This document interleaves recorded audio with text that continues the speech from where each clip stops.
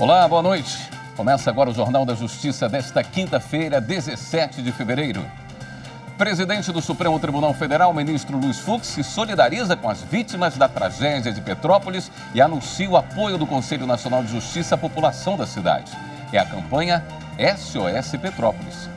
Esse é um dos destaques de hoje. Você vai ver também.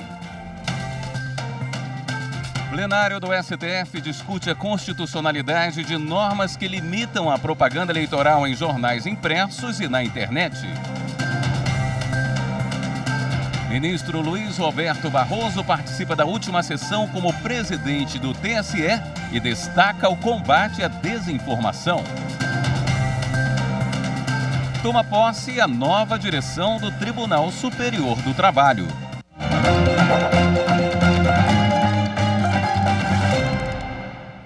A tragédia de Petrópolis. O sistema judiciário do país se mobiliza em campanhas de doação para as vítimas da enchente.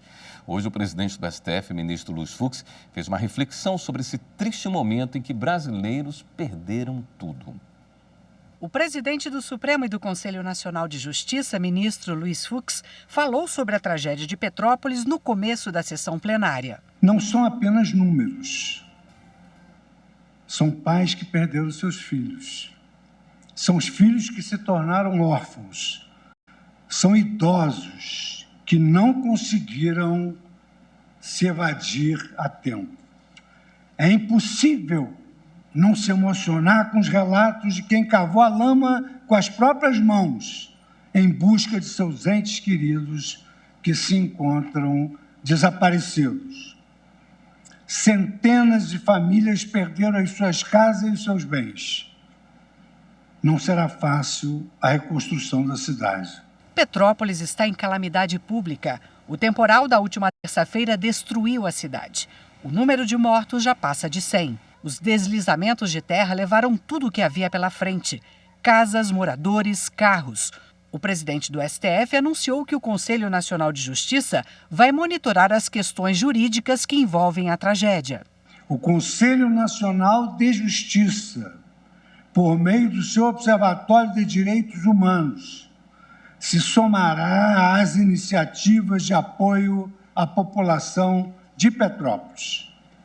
Além do monitoramento de questões jurídicas e institucionais que envolvem a preservação dos direitos fundamentais das comunidades atingidas, será instituído um espaço de recebimento de doações em prol daqueles cidadãos e cidadãs. O CNJ já divulgou no portal eletrônico a campanha SOS Petrópolis, que envolve vários setores, como o Tribunal de Justiça do Rio de Janeiro e a Associação dos Magistrados do Estado. As pessoas podem doar água mineral, alimentos não perecíveis, produtos de higiene, colchonetes e cobertores. E as ações do Judiciário não param por aí. O Ministério Público do Rio de Janeiro está cadastrando as pessoas desaparecidas. Promotores de justiça estão em Petrópolis para ajudar nesse trabalho.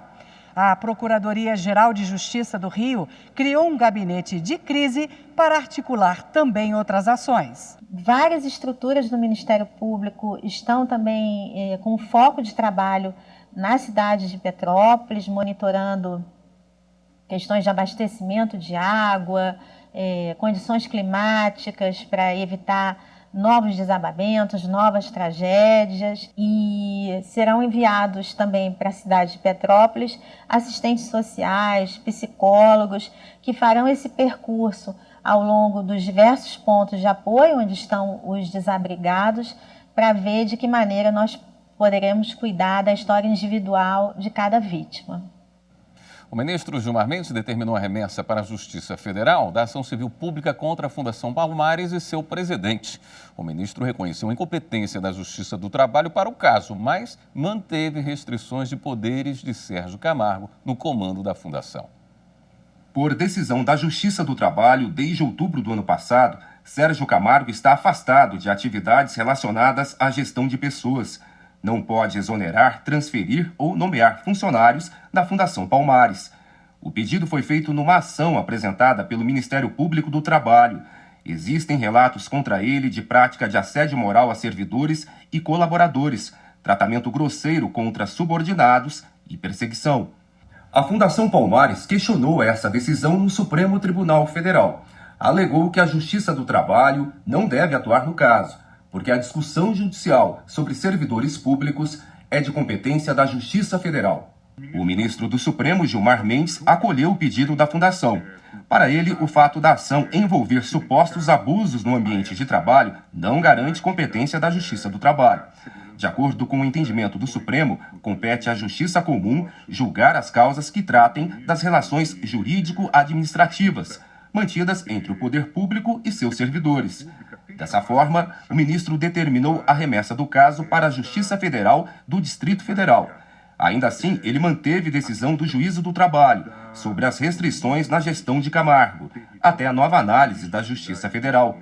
O ministro pontuou: ressalta-se que o reconhecimento da incompetência do juízo de forma alguma afasta a gravidade dos fatos que suscitaram a concessão da tutela de urgência. Verifica-se a propósito que declarações públicas recentes do presidente da Fundação Palmares reforçam a sua inclinação à prática de atos discriminatórios, motivados por perseguição, racismo e estigmatização social.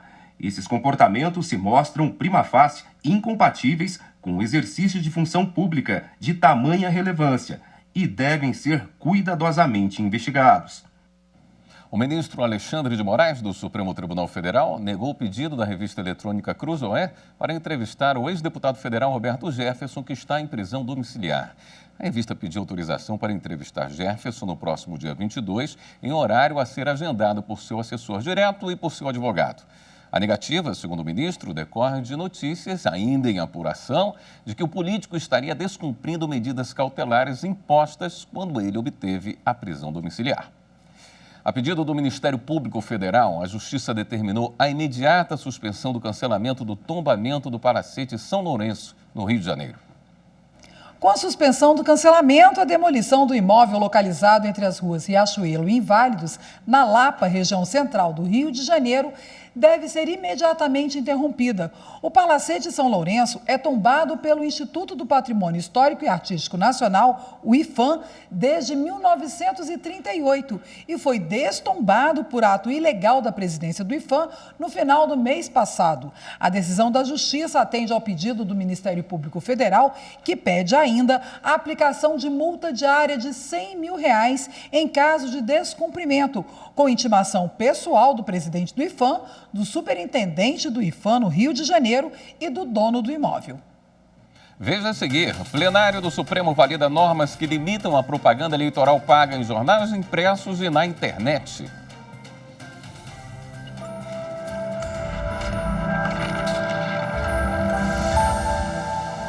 A Constituição Federal de 1988 é marcada pelos direitos fundamentais trabalhistas, extrapolando aqueles direitos que eram meramente patrimoniais, vindo a garantir direitos relacionados à dignidade da pessoa humana, em especial aqueles relacionados a uma condição decente de trabalho a todo e qualquer trabalhador.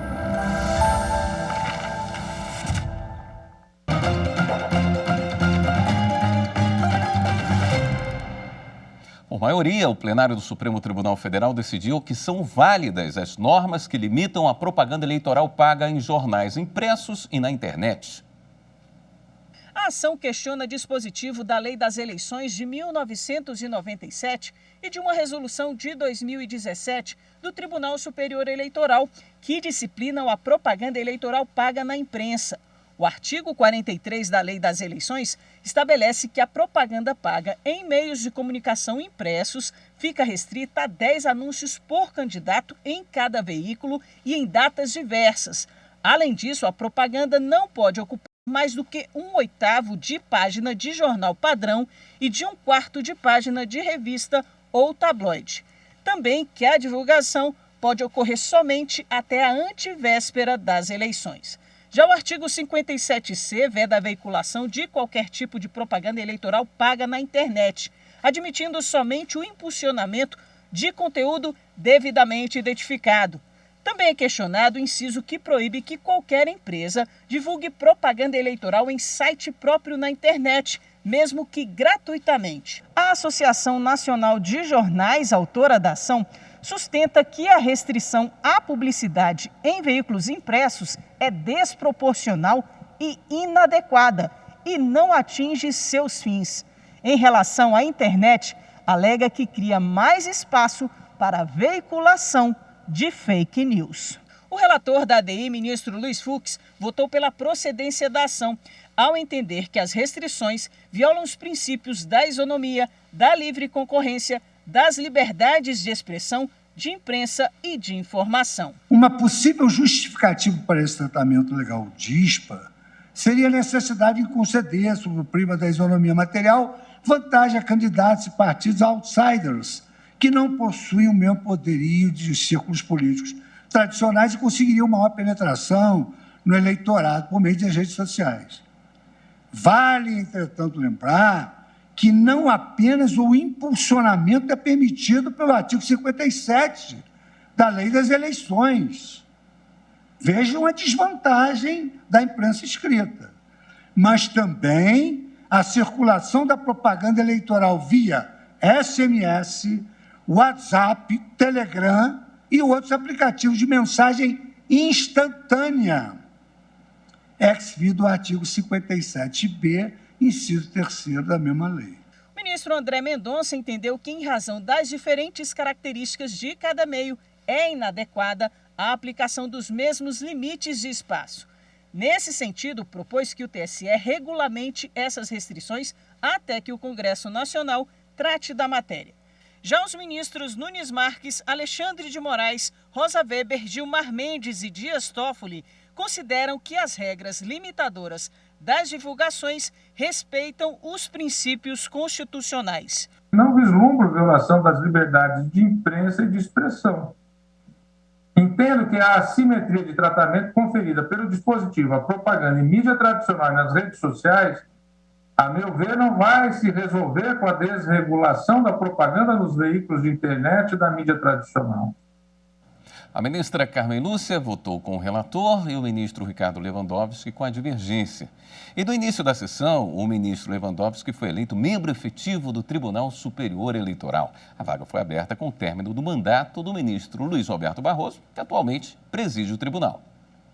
Eu queria cumprimentar o ministro Ricardo Lewandowski, que teve um trabalho excepcional há muito tempo, ainda quando eu ingressava no Supremo Tribunal Federal, onde discutimos ainda a anterioridade da lei da ficha limpa, e agora retorna à Corte Eleitoral. Então, em nome da Corte, queria dar os parabéns à Vossa Excelência, ciente de que, mesmo sem ver o seu trabalho, nós já gostamos. Muitas virtudes que o caracterizam: a boa educação, a fidalguia, a gentileza, o respeito ao outro, que são valores que andam escassos ultimamente, tem em Vossa Excelência um exemplo a ser seguido por todos. De modo que eu felicito Vossa Excelência e felicito o Tribunal Superior Eleitoral por poder contar com a sua participação naquele colegiado, e sorte dos ministros Fachin e Alexandre de Moraes, que desfrutarão da sua companhia. Seja muito bem-vindo, ministro Lewandowski. E hoje pela manhã, o ministro Luiz Roberto Barroso participou da última sessão como presidente do TSE. O ministro agradeceu a equipe de colaboradores do tribunal e enalteceu o trabalho dos tribunais regionais responsáveis pelo atendimento ao eleitorado. No discurso de despedida, ele fez um balanço da atuação na corte e destacou o combate à desinformação e as ações tomadas pelo tribunal contra os ataques à democracia.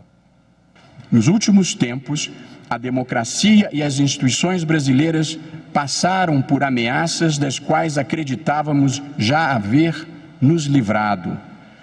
Não foram apenas exaltações verbais à ditadura e à tortura, mas ações concretas e preocupantes num mundo que assiste preocupado à ascensão do populismo extremista e autoritário, reacendendo o fascismo, a preservação da democracia e o respeito às instituições passaram a ser ativos valiosos, indispensáveis para quem queira ser um ator global relevante. Não é de surpreender que dirigentes brasileiros não sejam hoje bem-vindos em nenhum país democrático e desenvolvido do mundo. E nos eventos multilaterais, vagam pelos corredores e calçadas sem serem recebidos, acumulando recusas em pedidos de reuniões bilaterais. Como já disse anteriormente, a marca Brasil vive um momento de deprimente desvalorização mundial. Passamos de um país querido e admirado internacionalmente a um país olhado com desconfiança e desprezo. Aqui no Superior Eleitoral, procuramos fazer a nossa parte na resistência aos ataques à democracia.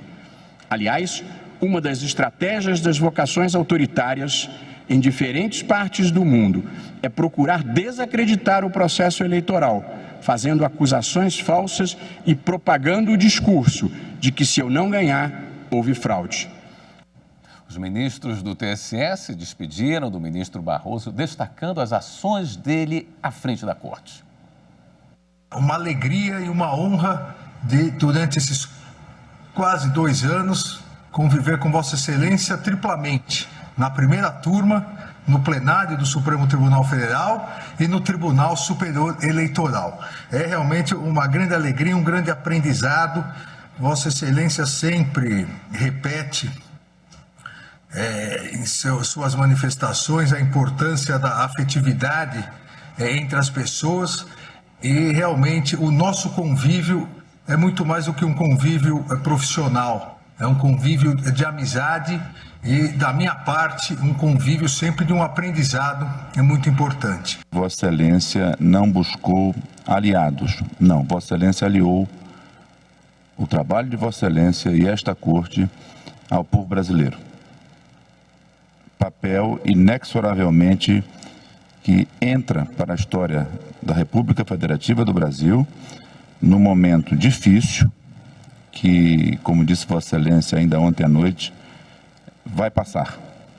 E sabemos nós o preço familiar que Vossa Excelência pagou, mas tenha certeza, Vossa Excelência, de que o povo brasileiro reverencia o trabalho de Vossa Excelência à frente desta Corte Eleitoral e a democracia brasileira sente-se hoje mais fortalecida ainda pelo trabalho desempenhado por Vossa Excelência. Sua Excelência, como sabemos, no exercício da presidência conseguiu com indiscutível elegância e mestria coordenar os nossos trabalhos sempre na base do acolhimento amplo de eventuais distinções de pensamento típicas dos julgamentos colegiados.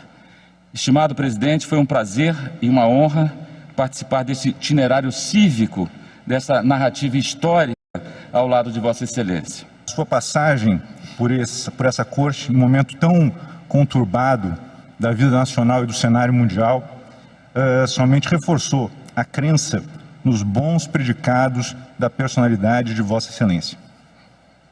Vossa Excelência, senhor presidente, é um homem público exemplar, do qual se pode discordar, afinal nós estamos numa democracia que muito é assegurada pela atuação de Vossa Excelência e comumente discordamos todos nós uns dos outros, né? É um homem público do qual se pode discordar, mas que não pode ser acusado de atuar com agendas ocultas ou contra interesses do país e de sua população. Acompanho todas as manifestações já feitas anteriores pelos ministros desta corte, em que o grande serviço, Vossa Excelência, pela trato com a coisa pública, liane do trato, a cortesia, a educação e a competência, fez com que a sociedade, nesse momento que estão vivendo, Vossa Excelência plantou esse legado e que nós vamos ter os frutos, certeza, daqui a pouco. O Tribunal Superior Eleitoral criou um projeto piloto para que entidades fiscalizadoras tenham acesso aos códigos-fonte do sistema eletrônico de votação. A decisão está na Portaria 107, editada ontem. Agora, entidades como a Polícia Federal, a Universidade Federal de Pernambuco e a Unicamp vão participar do processo de fiscalização já para as eleições deste ano. O objetivo é ampliar a transparência da votação eletrônica. Em outra portaria, de número 103, o TSE vedou o recebimento e a distribuição de autos de processos judiciais meios físicos.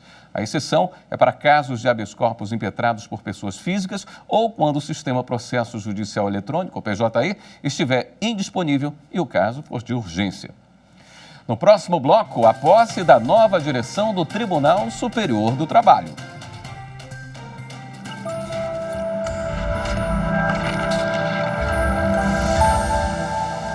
A Constituição possui uma importância capital no nosso sistema jurídico.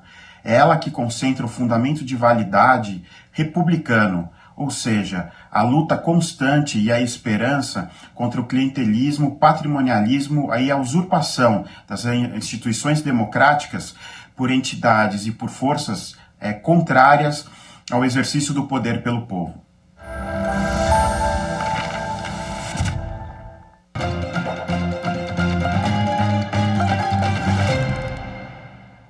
E nessa quarta-feira, o Tribunal Superior do Trabalho realizou a sessão de posse da nova direção da Corte. Em razão do aumento da taxa de contaminação por Covid-19 e influenza no Distrito Federal, o evento ocorreu de forma telepresencial. Transmitida ao vivo pelo canal do Tribunal Superior do Trabalho no YouTube, a sessão solene de posse da nova direção do TST e do Conselho Superior da Justiça do Trabalho contou com a participação de ministros e autoridades dos 3 poderes da República. Ministros da Corte e os integrantes da mesa de honra participaram de forma presencial, como o vice-presidente da República, Hamilton Mourão, o presidente do Supremo Tribunal Federal, Luiz Fux, e o presidente da Câmara dos Deputados, Arthur Lira. Por videoconferência, a cerimônia foi acompanhada pelo ex-presidente da República, Michel Temer, além de ministros do STF e do vice-presidente do Senado Federal, veneziano Vital do Rigo. O ministro Emanuel Pereira foi empossado presidente do TST e do CSJT. Ele falou sobre a satisfação em assumir o mais alto cargo da Corte e destacou o papel da Justiça do Trabalho na sociedade, sobretudo por meio da conciliação. A conciliação é a via mestra a orientar a justiça do trabalho e continuarei a defendê-la como a forma ideal para a resolução de conflitos. A ministra Dora Maria da Costa assumiu o cargo de vice-presidente. Ela ressaltou as pautas que devem ser enfrentadas pela nova gestão. A responsabilidade é muito maior porque você vai examinar a admissibilidade de recursos de revista e dissídio coletivo, fase conciliatória, é muita coisa nova. O ministro Caputo Bastos tomou posse como corregedor-geral da Justiça do Trabalho. O ministro salientou que pretende dar continuidade aos projetos da administração anterior.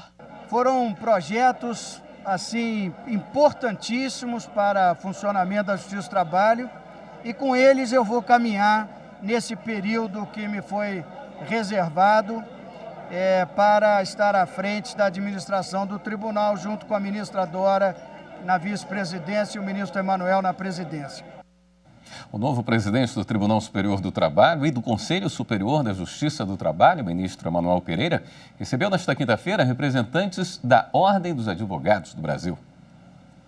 O café da manhã com os integrantes do Conselho Federal da OAB foi o primeiro evento oficial do ministro Emanuel Pereira como presidente do TST e do CSJT. Magistrado da Corte Trabalhista desde 2002, Emanuel Pereira ocupa a vaga do TST destinada à advocacia. As portas abertas junto à sociedade, nós só poderemos ter se tivermos a OAB ao nosso lado. Eu sou oriundo da advocacia e sei da importância da OAB junto ao jurisdicionado. Então, reuni todos aqui para demonstrar que estamos, o TST e a OAB, de portas abertas ao povo brasileiro. Após o encontro, o presidente da Ordem dos Advogados do Brasil, Beto Simonetti, foi presenteado com o livro 80 anos de Justiça Social e a medalha comemorativa aos 80 anos da Justiça do Trabalho. É um gesto fraterno, um gesto generoso, que demonstra que a integração ela é um meio de pacificação social. A Ordem quer cada vez mais estar integrada ao judiciário brasileiro e ter de volta também a mesma atenção que nós dispensamos. Com isso ganha a sociedade, ganha a cidadania, ganha a magistratura e ganha a advocacia. O Tribunal de Justiça de Minas Gerais inaugurou um escritório de representação em Brasília. O objetivo é prestar assessoramento técnico e dar apoio logístico e administrativo ao Poder Judiciário Mineiro. O escritório do Tribunal de Justiça de Minas Gerais, no Distrito Federal, é uma iniciativa inédita do Poder Judiciário do Estado. Com essa iniciativa, o tribunal estabelece aqui em Brasília um órgão de assessoramento do Poder Judiciário de Minas, que vai dar apoio logístico e administrativo a magistrados e servidores. O escritório vai aproximar a Justiça de Minas dos tribunais superiores, Conselho Nacional de Justiça, Ministério Público Federal, Tribunal de Contas da União e do Congresso Nacional. Na Justiça tem que ter um canal em Brasília, que aqui ele tem que lidar com o Conselho Nacional de Justiça, com o CNJ, com o Conselho do Ministério Público, com o Supremo Tribunal Federal e, às vezes, com o próprio Superior Tribunal de Justiça. O ministro do TCU, Antônio Anastasia, prestigiou a inauguração do escritório. Ele cumprimentou o tribunal pela iniciativa de implantar um posto avançado em Brasília, onde são tratados todos os dias assuntos que interessam ao povo de Minas Gerais. O escritório aqui permitirá rapidamente que o seu representante leve ao Supremo, ao Superior Tribunal de Justiça, ao TST, um memorial, uma palavra direta relativa àquele processo. E também, muito importante, no CNJ, que é o Conselho Nacional de Justiça, que trata, por exemplo, dos cartórios, que trata da organização judiciária. Então, os assuntos do dia a dia da Justiça são decididos em Brasília.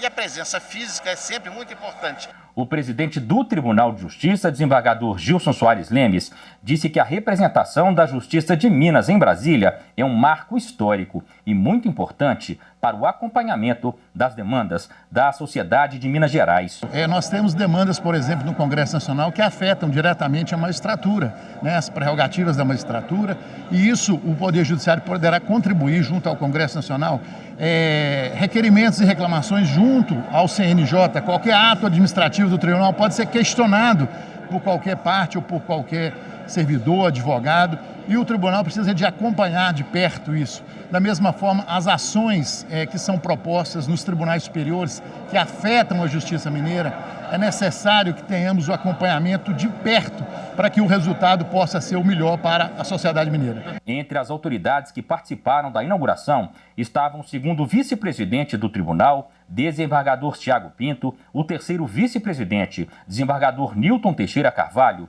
e o superintendente adjunto, desembargador José Arthur Filho. A solenidade também foi prestigiada pelo governador Romeu Zema, pelo conselheiro do CNJ, Richard Paiki, além de deputados federais, senadores e autoridades civis e militares.